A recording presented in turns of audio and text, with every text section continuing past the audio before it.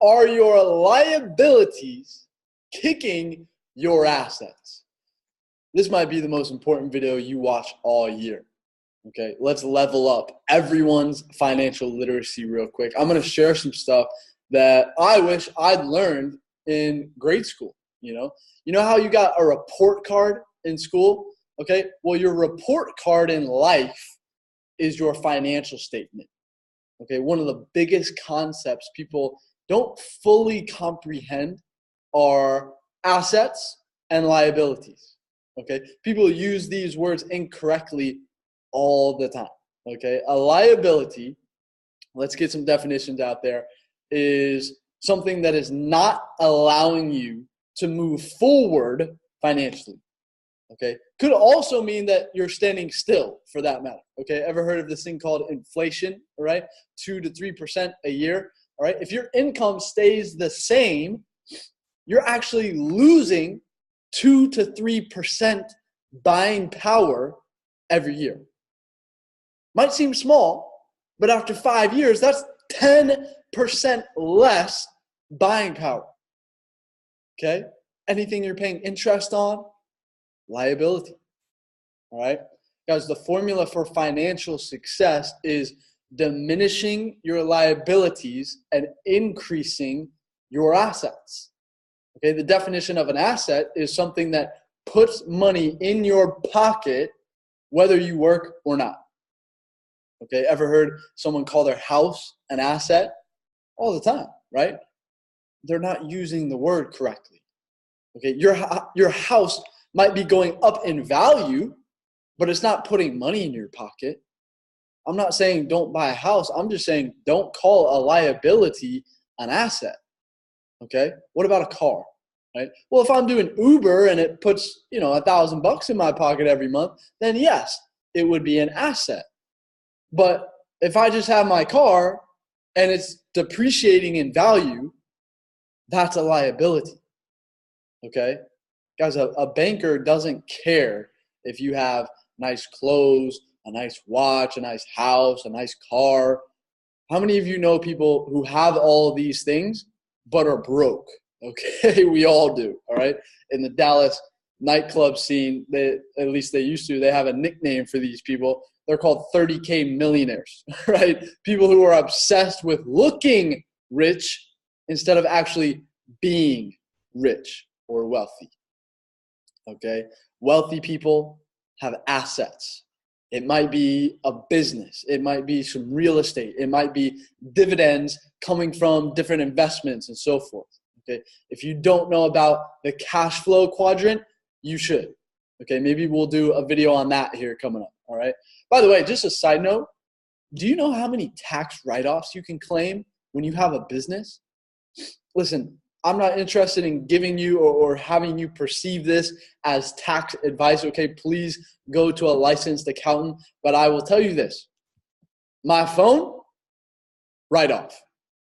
The actual cost of the phone and the monthly bill, all written off. Okay, part of my rent, because I do some work from home, right? Write-off. Even my subscription to the Forex services that I use, yeah, I write those off too. Right? All the conferences, all the travel, all write-offs. You got to learn the rules to this game, guys. Okay? Guys, I'll give you one great example on this that my mentor told me about one time. Okay, one of my mentors, he was purchasing a home and he had a very impressive bank account, okay? But his liabilities held him back from getting the loan from the bank, okay? The bank looked at what his liabilities were first. Okay, they didn't care about the assets first. They cared about what liabilities does he have. Isn't that interesting? Okay, they were more concerned with what liabilities he had, not his assets. Okay, so let me frame it this way. The bank, by giving you a loan, is assuming the risk of the liability on that loan. Okay, my mentor, okay, he was going through a breakup at the time, not a divorce, but a breakup, all right? And there were some liabilities there, obviously financially, but emotionally too. Okay, so what ended up happening is he had to go to the builder of the home, and he asked the builder to lease it. And in the contract, say that he'd lease it for 3 years, by which time my mentor would secure his own loan and then completely remove the builder from the picture. Okay, so basically what he's asking for is a favor. Okay, he's putting something down as collateral to prove how serious he is or was on acquiring this house. Okay, and so what he did was he put a heck of a lot of money down. All right, ended up being like almost half, I think. Okay, and what this did was it convinced them that he was worthy.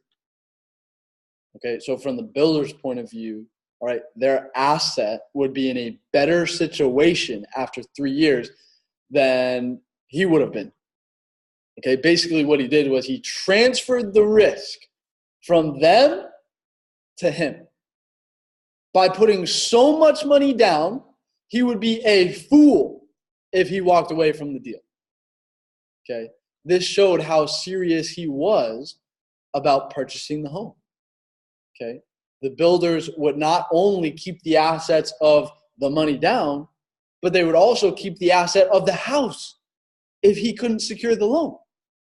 Okay, he actually ended up securing the home in less than 3 years, which is pretty cool. Okay, but the point is, his liabilities could very well have kicked his assets if his assets were not strong enough to defeat his liabilities. Okay, now some people ask, well, should I get rid of all my liabilities before acquiring assets? Well, when it comes to choosing what to do, I think you should certainly do a cost-benefit analysis, because if an asset can help you pay down your liabilities faster, then that would be a good thing, right? So let's wrap it up. Here's the $1 million question I want to leave you with. Okay, if you stopped working today, couldn't go to work anymore, do you have assets that would keep putting money in your pocket?